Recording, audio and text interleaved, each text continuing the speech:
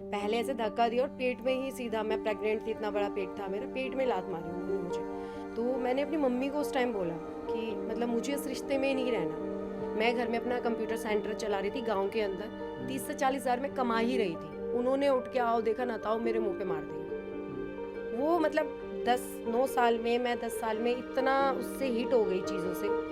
First time मैंने उसको रख के दिया उल्टे हाथ। मतलब शायद से 1-1.5 घंटा उसने मारा, जितना उससे हो सकता, जितना उससे हो सकता। तेरे को यहाँ पे तेरे घर से बेटर फील नहीं हुआ तो लानत है सिस्टम पे। हम ऐसा फील करवाने में तेरे को कामयाब नहीं रहे कि ये तेरा घर है। मैं अर्न कर सकती हूँ। आज मैंने अपनी कमाई से दिल्ली में फ्लोर लिया 40 लाख का, अपनी कमाई से। तो मैं अपनी बेटी को वो गांव की वो ज़मीन में केस में दौड़ाऊँ, या मैं अपनी बेटी को इतना सक्सेस करूँ जिसको किसी ज़मीन की नहीं मिली। तो लगा तू कैसे आ गई यहाँ पे? बोली मैं इसको अपना मानती हूँ आ गई।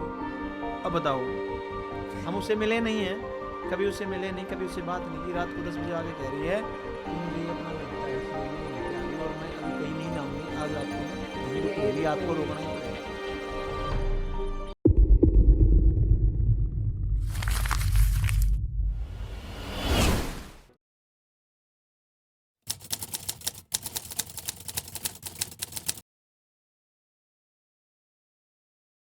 हाय, दिस इज़ रविंदर शिवाच और आप देखना स्टार्ट कर चुके हैं टैलेंटेड रितु इंसान, जिसमें हम अपने स्टूडेंट्स के इंटरव्यू शूट करते हैं। उसी कड़ी में एक और इंटरव्यू आज हम शूट करेंगे जुलाई बैच की हमारी स्टूडेंट पूजा का, जो कि बिलोंग करते हैं दिल्ली से, और इनका खुद का सलून है, पैसा बहुत है। इनकी ड्रेस को देख के आप समझ में जाएंगे कि मालिक दया से इनके पास बहुत पैसा है। जी दीदी बताएं, कैसा महसूस कर रहे हैं आप यहाँ पे? सर बहुत प्राउड फील कर रही हूँ, बिकॉज़ मुझे कभी सिलाई का तो ऐस भी नहीं पता था। सच है, स्टिचिंग मुझे बिल्कुल भी नहीं आती थी। अभी अगर आप देखेंगे जो मैंने ड्रेस वियर की है, ये मैंने खुद से बनाई है। जब मैं यहाँ आई तो मुझे पता ही नहीं था कि भाई क्या सिलाई होती है। सुई में धागा डालना अगर मैम कहती हैं वो सिखा देती हैं, तो इट्स ट्रू, वो सिखाती हैं वैसे ही लेवल पे। ठीक है, अभी जैसे ड्रेस मैंने पहनी है तो कुछ लोगों ने बोला आपने बनाई नहीं है। मैम ने कॉलर सिखाए हमें, तो कॉलर को हमें कैसे इन्हेंस करना था ये मैंने अपना ट्रिक लगाया है। मैम एक ही बेस आपको मेथड समझाती हैं, उसमें आप क्रिएट करके क्या क्या बना सकते हैं ये आपके ऊपर डिपेंड है। वो तो डिपेंड करेगा ना बेसिकली किसका माइंड कितना क्रिएटिव है। जी सर, अब मान के बिल्कुल चलो कई बिल्कुल। बच्चे ऐसे होते हैं कि जो स्कूल में पढ़ाया जाएगा सिर्फ उतना पढ़ेंगे, हाँ जी, कई उसमें से भी 80% पढ़ेंगे पास होने के लिए, श्योर। कई उसमें उससे ज़्यादा पढ़ेंगे बेसिकली कि कैसे हम उसको बढ़ा सकें, सारी कहानी को कर सकें। हाँ, तो आपके सलून के बारे में बताएं। सलोन मेरा द्वारका मोड़ पे है भैया, और मुझे मतलब 8-10 साल हो गए इस लाइन में इस को लाइन में बिलोंग करते हुए। जी, मेरी स्टोरी मतलब मेरा नाम पूजा सिंह है, मैं यूपी से बिलोंग करती हूँ। मेनली बड़ौत बागपत, बड़ौत हमारा मेन अच्छा। जन्म स्थान है। जाट फैमिली से बिलोंग करती हूँ, और एक कम एज में शादी हो गई थी भैया मेरी। बहुत कम एज में मम्मी पापा ने कर दी, क्योंकि जाट फैमिली में है थोड़ा सा सुंदर थे ना कि दीदी आप? नहीं भैया नहीं, मतलब। आज भी है जी। ये, ऐसा होता दीदी, मैंने खूब देखा हमारे यहाँ अपने केसेस। बेसिकली अभी जैसे 18 साल की एज है ना, उससे हाँ पहले तो जी, हाँ फिर वो जी। गड़बड़ हो जाती है, उस टाइम पर नहीं जी हुई जी होगी। जी। अभी मैंने बहुत सारे ऐसे केस देखे हैं, लड़की आज 18 साल की हो रही, तो या तो आज शादी या कल शादी है उसकी। हाँ जी, हाँ जी। ओरिजिनली ऐसा देखने में आता है, जो लड़कियाँ शकल सूरत से ज़्यादा सुंदर होती हैं उनकी शादियाँ जल्दी की जाती हैं अपनी समाज में। सो दैट ये बोलते हैं कि जैसे, क्योंकि मैं तो बूढ़ों में बैठता हूँ, तो ऐसे बोलते हैं कि घर की इज्जत रही जाए वही बहुत है। हाँ आगे कोई पढ़ाना चाहेगा तो पढ़ा लेगा, हाँ। ऐसा अभी आज भी होता है। जो करना है आगे जाके करना। आगे लाइक जाके आपको करना अगर है। जींस वेयर करनी है, आपको अगर अपने कपड़े का भी एक ड्रीम है, मेरे को ऐसा वेयर करना है कपड़ा, या आपको ऐसा कुछ पढ़ाई करना है, तो दे साइड कि आप आगे जाके जो उनका मन है वो करा लें। अब नहीं, लेकिन यहाँ नहीं। हाँ, वो नेचर ही रहा। मम्मी पापा सपोर्टिव तो थे, बट वही कि मैं चाहती थी मैं कुछ पढ़ूं लिखूं कुछ आगे बनना, बट वही फैमिली थी तो उन्होंने मान के शादी करी थी। देन एक 1 ईयर के बाद में मेरे को एक बेटा हुआ था, तो मतलब ये डोमेस्टिक। आपके लगभग 17-18 साल की एज में बच्चा हो गया था ऐसा? हाँ जी, ठीक एक है। बेटा है मेरे पास। तो जब वो बर्थ लिया तो उतना सेंस ही नहीं था बच्चा क्या होता है। मैंने अपनी मदर को बोला भी जब कंसीव हुआ कि मेरे को अभी बेबी मतलब बच्चा चाहिए ही नहीं, क्योंकि मेरा ना वो एज है ना मेरा मैच्योरिटी लेवल उस तरीके का था कि मैं बच्चा संभालूँ या उसकी रिस्पॉन्सिबिलिटी लेने के लिए मैं तैयार हो जाऊँ। बट वही मदर सेट कि पहला बच्चा होता है, इसमें आप अबॉर्ट नहीं करा सकते, दवाई नहीं खा सकते, फिर बच्चा होगा ही नहीं, क्योंकि ये थॉट प्रोसेस चला आ रहा है ना हमारी सोसाइटी का बिल्कुल। कि अगर आपने नहीं किया तो वो नहीं होगा। तो वो जैसे तैसे बच्चा कंसीव हुआ, बेटा हुआ मेरे को। तो मम्मी को मैंने पहले ही बोल दिया था कि मैं उसको संभालने के मतलब अभी मेरी रिस्पॉन्सिबिलिटी लेने के लायक ही नहीं हूँ। और इन लॉज जो थे मेरे, उन्होंने कभी सपोर्ट लाइक ऐसे किया नहीं। आप एक तो इतना लंबा घूंघट करिए गाँव में, ठीक है। अच्छा, गाँव में शादी हुई देन थी आपकी? गाँव में शादी हुई मेरी। आप लंबा घूंघट करिए, बच्चे को होल्ड करके रखिए, साड़ी वियर करिए, तो आप कैसे तो चलेंगे, मतलब वो प्रोसेस ही मुझे समझ नहीं आता था कभी। बट एक छोटा होता है ना, आप एज से समझा देते हैं।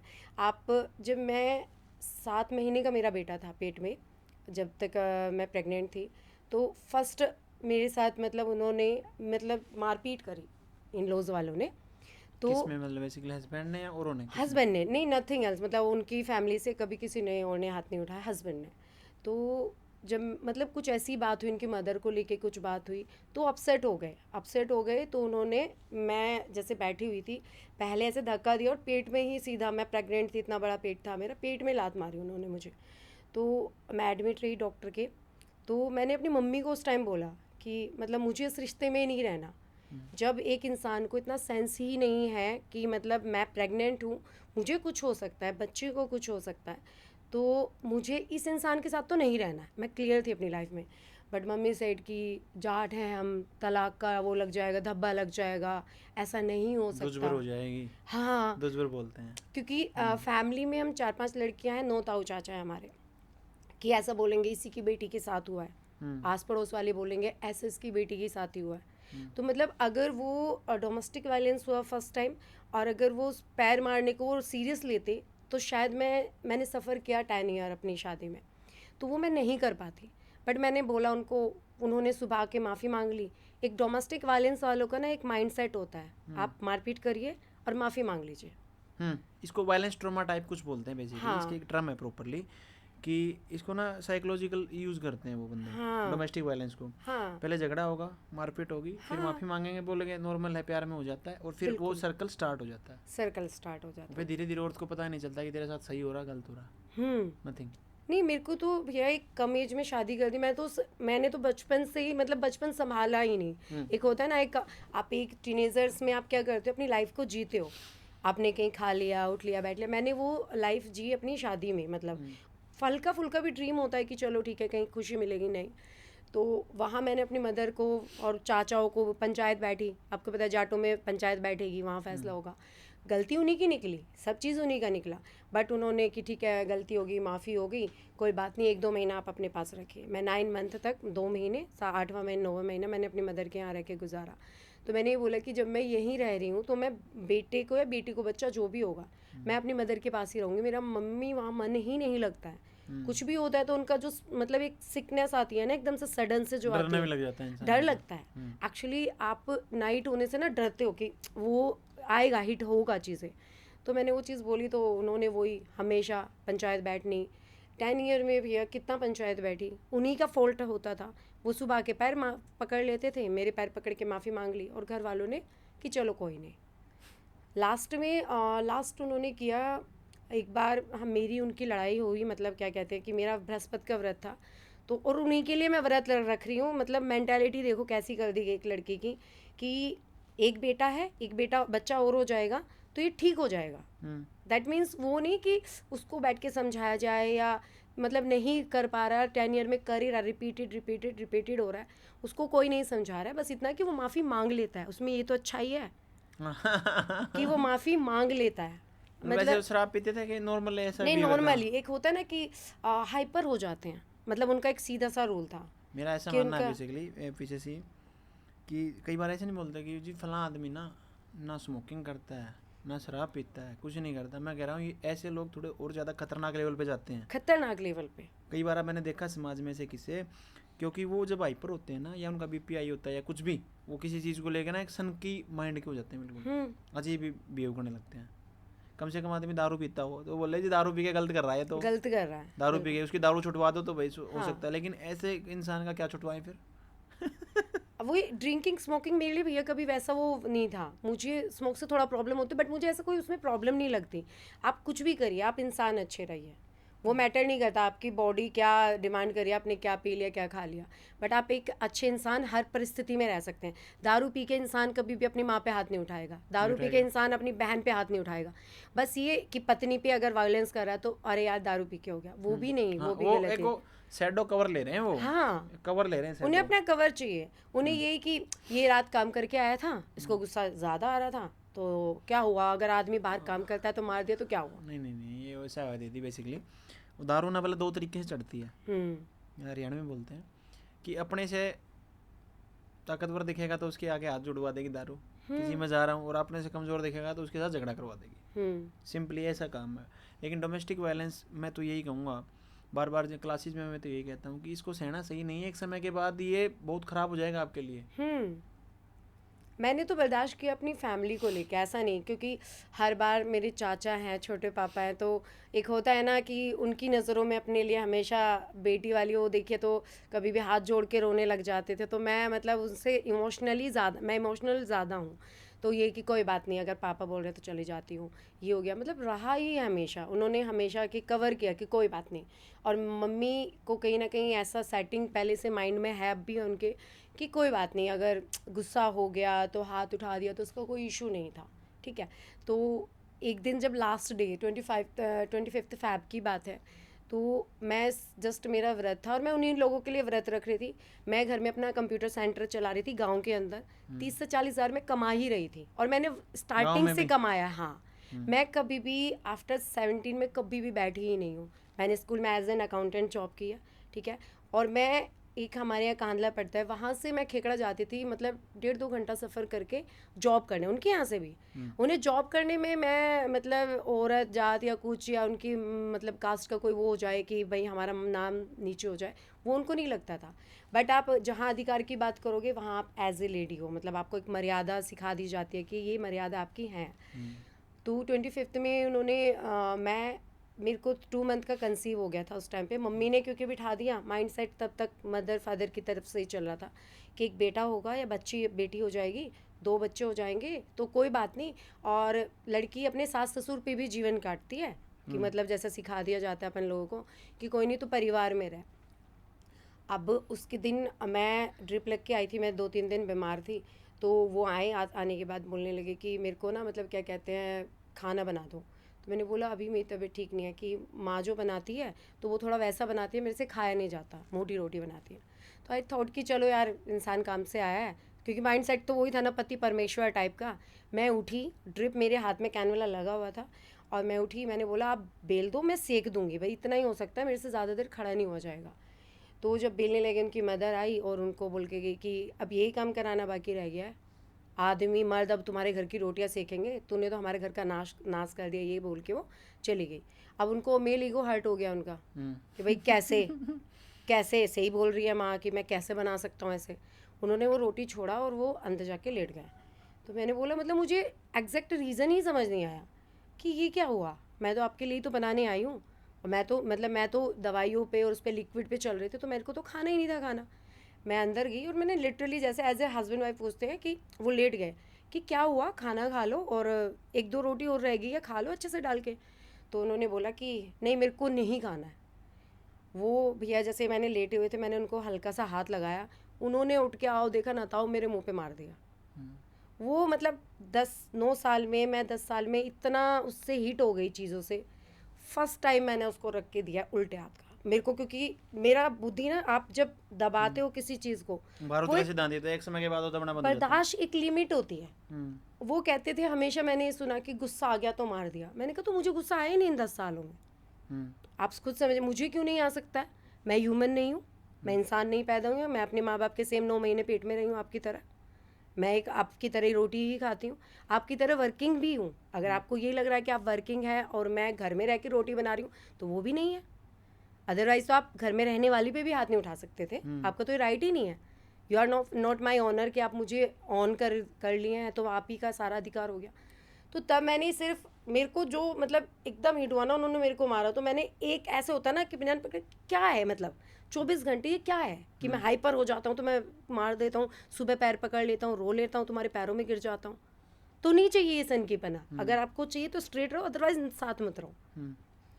वो भैया मैंने एक मारा था, मतलब शायद से 1-1.5 घंटा उसने मारा, जितना उससे हो सकता है, जितना उससे हो सकता है। मेरा मिसकैरेज हुआ। हाँ, मतलब जहाँ मैं 3 दिन एडमिट थी, उन्होंने मेरे पेट पे बैठ के लिटरली, मतलब बहुत ज़्यादा मेरे साथ हुआ। सर्वर ये मेरा यहाँ से ये फूट गया, मेरे आइज़ में अभी फ़ोटो है मेरे फ़ोन में, आपको दिखाऊंगी, इतना आइज़ स्वेल हो गई। मैंने मतलब 25 फैब मतलब ब्लैक डे था मेरे डे में। मेरा बेटा छोटा ही था, मतलब शायद से 2nd 3rd में होगा। तो जब ज़्यादा हो गया, वो सो रहा था, उठा और मतलब मैं ब्लड में लथपथ थी, तो मैंने अपना बेटा अपनी गोद में लिया, तो रोने लगा कि मम्मा क्या हो गया, क्या हो गया। तो मैंने बोला कुछ नहीं बेटा, कुछ नहीं, हो गया हो गया।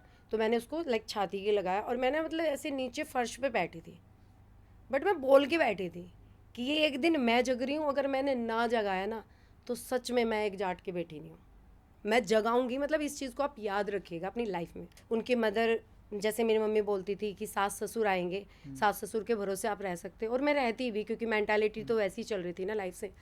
तो जब वो ससुर ने मुझे देखा, जब जिसके आगे मैंने इतना लंबा घूंघट किया हमेशा, मतलब लाइक ऐसे पिताजी हमेशा कोई भी काम होते हैं, उनको अगर लूज मोशन भी हो गए, मैंने उनके कपड़े वॉश किए, मुझे लगा पिता है, मतलब बाप है अपना। तो उसने जब मुझे खून में लथपथ देखा ना, तो मतलब उसके मन में इतना, और वो झोला छाप डॉक्टर टाइप होते हैं ना गांव में, ऐसे थे। उन्होंने मेरा ब्लड तक क्लीन नहीं किया था, मेरी आईज से यहाँ से ब्लड निकल के यहाँ तक था। शाम को आपको हॉस्पिटल में भी कौन लेके गया फिर? रात की बात है भैया, 10-11 बजे की। नहीं, कोई भी नहीं। हॉस्पिटल छोड़िए आप, एक कॉटन लेके, अगर माँ बाप देखेंगे किसी बेटे के, कॉटन लेके क्लीन तो कर ही सकते हैं ना। नहीं, किसी ने कुछ भी नहीं। वो बाहर थे, और मैंने जस्ट अपनी मम्मी को बोलने के लिए इतना बोला कि मम्मी आज तो इसने मेरा मुंह तक बिगाड़ दिया, मतलब लिटरली मेरे को आंखें खुल नहीं रही है मेरी। तो मम्मी को बस इतना ही सुनाई दिया, बड़ोस का टाइम, मतलब रात के 2-2:30 बजे होंगे, उन्होंने मेरा फ़ोन लेके तोड़ दिया। पूरी फैमिली मतलब मिक्स हो गई फिर। जहाँ मेरी मम्मी ये कह रही थी कि चलो इनके भरोसे रहे, और मैंने एक स्टेप भी उठाया सेकंड बेबी का, तो वहाँ मेरा मतलब माइंड एक ट्रॉमा से गुजरा, पूरी रात ज़ीरो रहा। और मैं फर्श पे बैठी थी खून में लथपथ, किसी ने मेरा ब्लड साफ़ नहीं किया, किसी ने मुझे मतलब एक ये भी नहीं बोला कि जैसे अपने बेटे को मार देते खड़े होके, क्योंकि औरत तो थोड़ी इमोशनल होती है ना, कि चलो इसने, माँ बाप तो मेरे साथ खड़े हैं, वो भी नहीं रहा मेरे साथ कभी। मतलब फिर मैं वहाँ से ऐसे ही फर्श पे कॉर्नर पे बैठी थी, अपने बेटे को लेकर, छोटा कंबल था, मैंने उसको उड़ाया, और मैं बैठ की पूरी रात मतलब एनालाइज करती रही कि व्हाट इज़ माय फॉल्ट, मेरा क्या फॉल्ट रहा इन सब में। शादी की माँ बाप ने की, ऐसा नहीं कि लव मैरिज कर ली है तो मैं, मेरे को भुगतना नीडेड था। और फिर मतलब ऐसे रहा, मम्मी पापा ठीक है, अब आके क्या बोलेगा कोई मेरे को, क्या मुझे झेल लेना चाहिए ये सब चीज़ भी। मैं तो यही सोच के बैठी ना कि अब भी झेलूँ, और फिर ये रहा कि कोई नहीं झेल रहा है इस चीज़ को, मैं फेस कर रही हूँ, रात हो दिन हो कैसे भी हो। जब भैया डोमेस्टिक वायलेंस कहाँ हिट करता है एक लेडी को, कि जब आपके मुंह पे जब थप्पड़ कोई मार देता है बिना किसी वजह के, आपका मूड अपसेट है।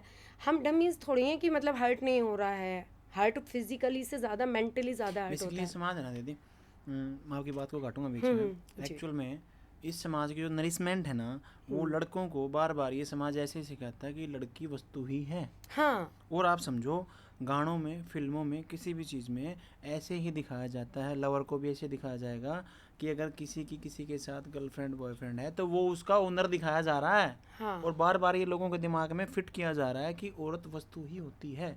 उस मेंटलिटी से जीतना बहुत ज़्यादा ज़रूरी है, इसलिए जो ये समाज है इस पे काम नहीं कर रहा, बिल्कुल नहीं कर रहा। आप देखो, किसी भी गाने में देखोगे आप, ऑब्जेक्टिफाई किया जा रहा महिलाओं को, क्या नहीं किया जा रहा? Yes. अगर कोई जो आप कोई इस पे मान के चलो, आप उठाओगे ना, सवाल उठाओगे किसी बात पे, तो कहेंगे हाँ बस इन्होंने ही ठेका उठा रखा है जी समाज का। और ये आप ये बातें नहीं समझ पा रहे कि इस मेंटलिटी का असर कहाँ तक पड़ता है। इसको रोकने की जरूरत है, ग्लोरीफाई कर रहे हैं इस चीज़ को।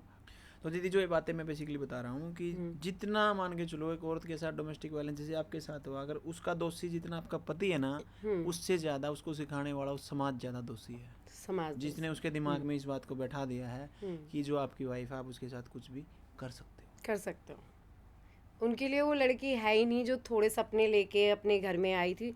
एक लेडी को कुछ चाहिए ही नहीं होता ज़्यादा, मेरे हिसाब से जो मुझे चाहिए था, एक छोटा घर, परिवार, बच्चे, और जिसमें मतलब एक तो होता है एक लेडी को सेपरेट फैमिली चाहिए, मुझे सेपरेट चेन थी, मुझे परिवार ही चाहिए था, जहाँ मुझे सास ससुर जेठ जिठानी देवरानी ऐसा ही फैमिली चाहिए था। बस सुबह जैसे पूरी रात में नीचे बैठी, मेरी मम्मी आती हैं सुबह, चाचा आए, मेरे को देखते ही गुस्सा आया उनको, उन्होंने उनके सारे कंप्यूटर ऑब्वियस तोड़ने थे, फिर मेरे को वो लेके गए, केस चला, केस किया, ठीक है, मतलब सब चीज़ें हो गई, वो अरेस्ट हो गए, जो उनको उन्होंने किया था लिटरली 1 साल में उन्होंने वो रिवर्ट भी मिला, ठीक है। फिर मतलब मैं जेल में रहे वो कुछ दिन? हाँ, काफ़ी टाइम भैया, काफ़ी टाइम। सही किया, ये सही किया, रहना ही था, आपने किया भी तो था। नियति आपको वही तो पलट के वापस देगी जो आप किसी को दिए हो। बिल्कुल। अच्छे का अंत अच्छा ही होता है और बुरे का अंत बुरा ही होता है। फिर और उस टाइम मेरे चाचा ने बोल दिया था कि नहीं, अब नहीं, अब तक हमने इसको समझाया भाई, अब यहाँ से क्लियर है, यहाँ से हम आपको कोई भी मतलब क्षमा याचना जो आप मर्जी बोलिए वो मिलेगी नहीं। अब हमने अपनी बेटी को जितना समझाना था उतना हम समझा चुके हैं। अब हम कह रहे हैं जो तेरा मन आए वो कर। तो मैंने बोला आप एक काम करो, 50-50 हज़ार रुपये सब दो, मैं करती हूँ कोर्स और मैं कमाऊँगी खुद, मुझे किसी की नीड नहीं है लाइफ में। ठीक है, फिर वहाँ से उन्होंने मैंने कोर्स किया दिल्ली से, मैं अपनी सिस्टर के पास आई। इन सब में सपोर्ट रहा मेरी सिस्टर का ज़्यादा। शी इज़ वर्किंग, मुझसे बड़ी हैं बट लगती मुझसे छोटी हैं। वो बहुत मतलब एक होता है ना सपोर्टिव, उनकी फैमिली इन लॉज बहुत सपोर्टिव। तो उन्होंने बोला, वो आई, वो बोलने लगी। एक्चुअली फेस थोड़ा 1 महीना लगा उसको ठीक होने में, क्योंकि चोट वगैरह थी फेस पे, कुछ भी था। उन्होंने बोला ये 1 महीना भी तू मेरे यहाँ रह, आराम से रह, तसल्ली से रह, सॉन्ग सुनना मेरे को, मेरी आदत है, डांस म्यूजिक मेरी मतलब मुझे सबसे अच्छी चीज़ लगती है अपनी लाइफ में। देखा मैंने क्लास में भी नाचती हैं। और बेसिकली अभी इनको आप देख रहे हैं, अगर हम इनके क्लिप्स जोड़ेंगे तो कभी नहीं देखता लगा मुझे आपको कि ऐसा आप ये झेल के आए हैं। नहीं भैया, मैंने कभी शेयर भी नहीं किया, मेरा नेचर है। मेरी शायद रूममेट्स को भी नहीं पता है, मैंने कभी भी। अब मुझे एक चीज़ और जवाब दें यहाँ पर। हाँ, क्योंकि लगभग आपके बैच में सबसे ज़्यादा जो पब्लिक डीलिंग अच्छी थी वो आपकी थी, मैंने देखा। क्योंकि आप वर्किंग हैं बहुत दिनों से। हाँ जी। और जब हम ऐसे ट्रोमा से गुजर के आते हैं, बेसिकली मैं तो कहीं ना कहीं समझ रहा था कि कुछ ना कुछ तो इसने देखा है ज़िंदगी में, नहीं तो ऐसा इंसान का नेचर होता नहीं है जनरली कि दूसरों की हेल्प भी कर रहे हैं या कुछ ऐसा कर रहे हैं कि एक सिचुएशन को संभालने की कोशिश कर रहे हैं। क्योंकि जब हम झेलते हैं ना सब कुछ, उसके बाद क्योंकि मैं आपको कहा कि आप गधे को घोड़ा नहीं बना सकते, घोड़े को गधा नहीं बना सकते, हो नहीं सकता। क्योंकि जो लीडरशिप क्वालिटी है ना वो बचपन से ही आएगी, बचपन से आएगी, जन्म से आएगी। आप कितना बड़ा लीडर आप किसी को बना दोगे, नहीं है, जो उसके खून में होगा वो आएगा। ठीक है, कोशिश करेंगे आप बेटर।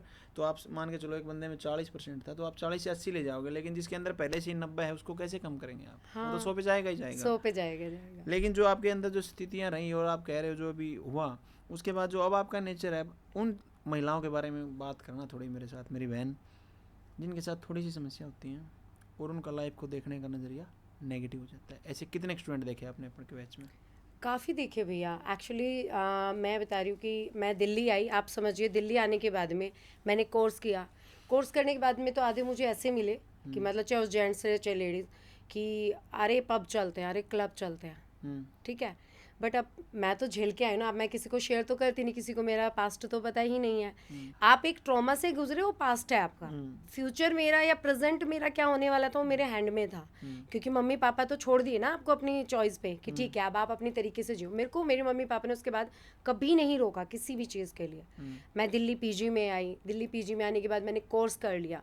कोर्स करने के बाद मुझे ऐसा लगा कि हाँ मुझे इस लाइन को आगे बढ़ाना चाहिए। आप समझेंगे मैंने 5 लाख कोर्स में लगाए और मैंने 5 लाख रुपए, हाँ जी, मेकअप किया, हेयर किया, अलग अलग कोर्सेज किए, तो उसका कंप्लीट पैकेज मेरा इतना ही बना। ठीक है, तो अच्छे से मुंबई गई मैं, मुंबई से मैंने लॉरियल का कोर्स किया।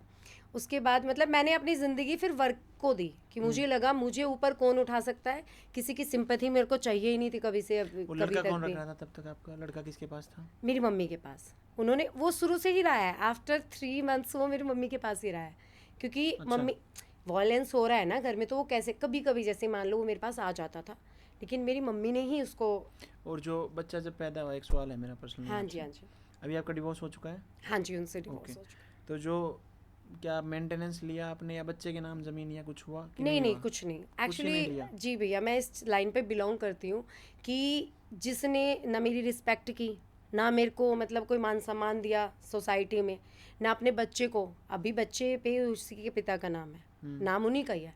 उन्होंने हमें लास्ट में जो डाइवोर्स चलता है ना, लोक अदालत में होता है, तो उन्होंने वो लिखवाया कि ज़मीन जायदाद में किसी का कोई हिस्सा नहीं चाहिए, और चाहिए भी नहीं था। आप ये समझिए जितना मैं अर्न कर सकती हूँ, आज मैंने अपनी कमाई से दिल्ली में फ्लोर लिया 40 लाख का, अपनी कमाई से, तो मैं अपनी बेटी को वो गांव की वो ज़मीन में केस में दौड़ाऊं, या मैं अपनी बेटी को उतना सक्सेस करूं जिसको किसी ज़मीन की नीड ना हो। बिल्कुल सही बात। अभी पीछे से मैं आपको बताता हूँ बात है कि लड़की है, नाम नहीं लूँगा मैं, उसके अच्छे खासे फॉलोवर हैं, और उसकी दोस्त परेशान हो रही थी वीडियो कॉल पे, वो यहाँ बैठी थी। मैं बोला क्यों परेशान हो रही है? मैं भी उसको जानता था। कह रही मेरे जीवन में भैया अलग लेवल की परेशानी चल रही है। बोली मैं कहा क्या? मैं बता, मैं कुछ बताऊंगा तेरे को, सलाह अच्छी देता हूँ मैं, पूछ मुझसे। कह रही आपके लेवल की समस्या नहीं है भैया, आप नहीं कर पाओगे दूर। मैं बोला तू बता तो सही, हो सकता है मैं कर दूँ। कह रही भैया मेरे हस्बैंड एक्सपायर हो गए हैं, मेरा बच्चा है अभी 5-6 साल का, 7 साल का, जो भी उसने बताया जी, और हमारा ज़मीन को लेके केस चल रहा। मैं बोला तू तो मूर्ख है, फिर तुझे केस करना ही नहीं चाहिए था। अभी एक बात बता, उस केस के चक्कर में तू नेगेटिव हो रही है, तेरे बच्चे को तूने बता दिया, तुम कचहरियों में चक्कर काट रहे हो, जैसे तुम बता रहे हो अभी, आपने बताया ऐसे ही कचहरियों चक्कर काट रहे हो, तेरा बच्चा नेगेटिव हो जाएगा और तू यहीं पे उलझ के रहेगी। तेरे को क्या करना पड़ेगा, तेरे को प्लेग्राउंड ही चेंज करना पड़ेगा, ताकि ये जिस ज़मीन के लिए तू लड़ रही है कुछ रहे ही ना, जैसा आपने बोला अभी। अभी देखो सेम प्रोसेस से आप भी गुजरे, सेम प्रोसेस से वो भी गुजर रही थी जी। अभी जब मान के चलो हमारे गांव में, अब सपोज कीजिए जिस ज़मीन हमारे गांव 1-1.5 एकड़ ज़मीन आती है मेरे को, क्या मैंने कभी उस पर क्लेम कर रहा हूँ मैं भी, मतलब मैं यूज़ कर रहा हूँ, लेकिन पीछे से कुछ काम हुआ तो मैंने कहा कि कुछ नहीं, मैं तुम करा लो अपना कहानी, इस पर झगड़ा ना करो। सपोज करो क्या हो गांव की ज़मीन, अब वो मेरे लिए प्लेग्राउंड है, क्या उस पर जाके खेल सकता हूँ मैं? नहीं, सिर्फ 1 एकड़ पे। बिल्कुल। वही हमें समझना पड़ेगा कि ज़िंदगी में हमें खेल के मैदान बदलते रहने पड़ेंगे। हाँ, हम स्टक नहीं होना, हमें एक चीज़ पे नहीं होना। स्टक हो जाएंगे तो हमारा दिमाग नेगेटिव हो जाएगा, वहीं उलझ के रह जाएगा कि कैसे जाएंगे। जिसका नज़रिया लाइफ को लेकर पॉजिटिव रहेगा ना, वो इंसान आगे जाएगा ही जाएगा। और जिसको होगी रोने की आदत, जैसे ये हो रहा है जी, वो हो रहा है, अभी जैसे आपने अपनी कहानी सुनाई, आपने पॉजिटिव वे में सुनाई ना, अब और महिला कोई सुनेगी तो उसको पॉजिटिविटी आएगी कि मेरे साथ ऐसा हो सकता है या हो रहा है तो मैं कर सकती हूँ। लेकिन इसी कहानी को अगर आप नेगेटिव वे में लें तो आप सुसाइड भी कर सकते थे। हाँ जी, आराम से कर जाते। हाँ। अब ऐसे किस्से भी होते हैं, पहले अपने बच्चे को मारते हैं, फिर लड़की सुसाइड कर जाती है, नहीं समझे? लेकिन सुसाइड करना तो हल नहीं है किसी चीज़ का। नहीं भैया, और करना भी नहीं चाहिए। मेरे को एक्चुअली जिस नाइट में बैठी तो मैंने, अब दुनिया कहती है कि मैं जाट होने पे गर्व करती हूँ, मैं करती हूँ। मैं हिंदू हूँ, ये मेरा पहला गर्व है, और मैं जाट फैमिली में हूँ, ये मेरा सेकंड गर्व है। बहुत प्राउड फील है। तो मैंने सोचा जाटों की बेटी सुसाइड करेगी, ये मैंने मतलब, अरे हम जाट हैं, हम कुछ भी, वो कहते हैं हमें किसान, हमें जाट। तो मतलब ये तो सीरियस बात है कि मैं ये सोचूं मैं सुसाइड करूँगी, नहीं, ना मुझे करना, ना मेरे को किसी और को ऐसा करना है कि भाई एक रिश्ते में आप बंधे जहाँ आपकी कोई नीड ही नहीं लग रही, रादर देन आप उससे निकलिए, अपने लिए अच्छा सोचिए। आज तक मुझे नहीं पता उनकी सेकंड मैरिज हो गई है, आज तक मुझे नहीं पता वो कहाँ है, कैसे। बिल्कुल। हाँ, मतलब ये समझो मैं उस चीज़ को होल्ड करके नहीं बैठी। इसके ऊपर एक शेर है वो कि महबूब की गलियां हुआ पुश्तैनी मुकान, जो एक बार छोड़ दिया मुड़कर दोबारा नहीं देखेंगे, क्योंकि हम जाट हैं। मतलब मैं तो अपने आप को वहाँ इम्प्लीमेंट करती हूँ कि हम जाट कैसे हैं, हम जाट ऐसे थोड़ी मार धाड़ कर आएंगे, नहीं, हम स्ट्रॉन्ग है माइंड से, चीज़ों में करने में। अगर हमसे किसानी की, हमने सब चीज़ें किया, मिट्टी से अन्न उगा दिया, तो हमें ज़्यादा पता है, हम ज़्यादा मेहनती हैं। और मेहनत को मैंने ऐसे इम्प्लीमेंट किया अपने आप में। कोर्स किया, कोर्स के ड्यूरिंग मेरे को, मैं ट्रेन से जाती थी, मैंने अपना माइंड सेट थोड़ा चेंज किया, रादर देन मैं अपने प्रॉब्लम्स को किसी को बताऊं वो हंसें, मैंने अपने आप को इम्प्लीमेंट करना। जैसे लड़कियां हैं जा रही हैं, लेडीज़ डब्बे में लोग बैठते थे, जानबूझ के अपना पिक दिखाना, आज मैंने ये मेकअप किया, आज मैंने ये मेकअप किया। मुझे पता था पब्लिसिटी मैं ही खुद की कर सकती हूँ, ठीक है। ट्रेन से एक सुंदर सी लड़की छाटी, उसको ब्राइडल शूट के लिए रेडी किया फ्री ऑफ कॉस्ट, क्योंकि उस टाइम उतना पैसा था ही नहीं कि मैं, दिल्ली की बता रहे हो आप ये बात? हाँ, जब मैं दिल्ली जॉब, मतलब दिल्ली कोर्स कर रही थी, तो खेकड़ा और दिल्ली मतलब थोड़ा डिस्टेंस है, तो मैं ट्रेन से सफ़र कर रही थी। पहले मैं रहती थी अपनी सिस्टर के यहाँ पे, तो सिस्टर के सपोर्ट से मैं आ गई, उसने भेजा। बट मेरी सिस्टर ने भी कभी मुझे मतलब हाथ पे हाथ रख के बैठ के खाना नहीं सिखाया। उसने कहा तू कोर्स कर रही है, अकाउंटेंट की जॉब दिला दी उसने मुझे, क्योंकि मैं पहले कर चुकी थी, एक्सपीरियंस था, स्कूल में दिला दी। मैं 7 से 2 बजे तक तो जॉब करती थी, कैशियर वगैरह लिया, मैम को सबमिट किया। उसके बाद में 2:30 बजे से 3:30 से मेरी क्लास थी, मैं 2:30 बजे उन्हीं की वैन में बैठ के दिल्ली जाती थी। आते हुए मुझे ट्रेन से आना पड़ता था, तो ट्रेन से आना मेरे लिए बेनिफिट रहा। मैंने लड़कियों को उस ब्राइडल शूट के लिए रेडी किया, उसको रेडी किया तो उसने अपनी पिक्स पूरी ट्रेन में दिखाई, तो मेरे ब्राइडल मेकअप मिलने शुरू हो गए काम करने के, सीखने के दौरान आप समझिए। बट मैंने कभी मतलब अपने आप को नर्वस फील नहीं किया, मैं थोड़ी स्ट्रॉन्ग, मतलब मेरे को दुख ने नॉर्म मतलब ऐसे नहीं किया कि तोड़ दिया, मुझे उतना ही स्ट्रॉन्ग कर दिया, क्योंकि मैंने अपने मन में ठान लिया कि अगर मैं इस चीज़ को मतलब अपना, वो होता है ना विक्टिम कार्ड बनाऊंगी कि मैं तो दिस दैट, मैं ये हूँ, मैंने ये झेला है, तो मुझे लगा नहीं, ये तो सब। अभी भी आप देखिए, मैं कभी भी अपनी बात बताते रोऊंगी नहीं, क्योंकि जितना रोना था मैं 25 फेब में रो चुकी, मुझे उसके बाद रोना ही नहीं है। मैं रोती हूँ भगवान से कनेक्ट करके, कभी उसका शुक्राना करना होता है, क्योंकि अपने दम पे आज यहाँ पे हूँ। फिर वहाँ से मुझे मेकअप मिलने शुरू हुए, 5 लाख लगा के 2.5 लाख रुपए मैंने तभी घर वालों को, जिसने मुझे दिए थे, मेरे चाचाओं ने या किसी ने भी, मैंने रिवर्ट कर दिया। मैंने लिए भी उधार के तौर पे थे, कभी मैं किसी का एहसान ऐसे रखवाने वाली भी नहीं थी। फिर मेरे को ऑफ़र हुआ बांग्लादेश का, जैसे ही मैंने अपने कोर्स कंप्लीट हुआ, मेरा मेकअप में, हेयर में फर्स्ट आई मेरी सब चीज़ों में, तो वहाँ से मुझे बांग्लादेश का ऑफ़र हुआ। मेरे जो मेंटोर थे, मतलब उन्होंने मुझे बोला कि पूजा आपको बांग्लादेश जाना है तो जावेद हबीब के उससे मैं आपको अप्रोच कर सकता हूँ, आप जा सकते हो। तो तब तक ये नहीं पता था कि पासपोर्ट क्या होता है, मतलब लाइक बांग्लादेश ही नहीं पता था। जब उन्होंने बोला बांग्लादेश जाना है तो मैं ऐसा सोचती थी बैंगलोर टाइप कुछ ऐसा है। भाई बोला कि एक तो वो मुस्लिम कंट्री है, क्योंकि अपन तो जाट है ना कि भाई ऐसे कैसे जाएगी, वहाँ पे किसी को जानती नहीं है। और मैंने कहा कंट्री है, इंडिया में नहीं है। तो मतलब ये समझिए कभी इतना ध्यान ही नहीं दिया। बाहर आप घर से बाहर निकले दिल्ली तक, तो मैं बोली तो कोई बात नहीं। मैंने कहा जॉब के 65,000 दे रहे हैं, वो मैटर कर रहा है कि मेरे को अभी उनका नीड है। तो उन्होंने बोला कि ठीक है देख ले, तेरे को सही लगता है। भाई हमेशा सपोर्ट मेरा। वो आया, उसने पासपोर्ट, क्योंकि पहले तो आधार कार्ड वहाँ का था, उसने चेंज कराया, पापा के नाम पे सब चीज़ें हुई। रेंट पे हमने एक फ्लोर ले लिया। पहले मैं अप डाउन कर रही थी, फिर मैंने एक रेंट पे फ्लोर ले लिया। मेरा भाई मेरे साथ हमेशा ही रहा, वो मेरे साथ रुका।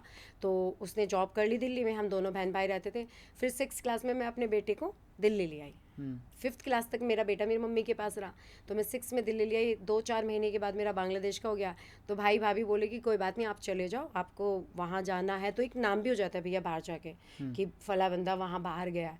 तो मैं चली गई बांग्लादेश। 2 साल मैंने काम किया, महादेव की कृपा से अच्छा पैसा कमाया तो कभी इन्वेस्ट नहीं किया फालतू की चीज़ों में। मेरे को अपने ऊपर ज़्यादा वेस्ट करती नहीं।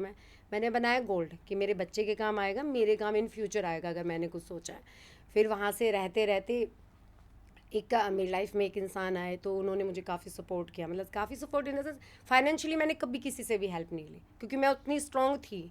तभी मुझे पैसा या चीज़ें कभी ज़्यादा लेट डाउन या ऊपर नहीं कर सकती, बिकॉज वो मैंने खुद ही अपने आप का कमाया। तो उन्होंने मुझे बोला कि कोई बात नहीं, मतलब हम लोग शादी कर लेते हैं, मैं आपसे शादी करना चाहता हूँ, ये वो। तो ठीक है, मेरे को लगा कि जैसे एक होता है ना कि एक लड़की को एक फैमिली चाहिए रादर देन कि एक हस्बैंड चाहिए या आदमी चाहिए, वो मैटर कर ही नहीं रहा था। मुझे एक मतलब बेटे के लिए एक फैमिली चाहिए थी। एक होता है ना कि बेटा एक फैमिली में रहे।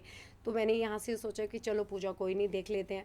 शादी होगी, मम्मी पापा की मर्जी से शादी हुई, बट उनकी फैमिली ने सेकंड मैरिज मेरी हुई, बट फैमिली ने उनकी थोड़ा कम एक्सेप्ट किया कि एक तो बेटा लेके आई है, एक होता है ना समाज का एक टैग लग गया है। तो वो मतलब मेरी अच्छा, उनकी पहले शादी नहीं हो रखी थी? नहीं, उनकी नहीं हो रखी थी।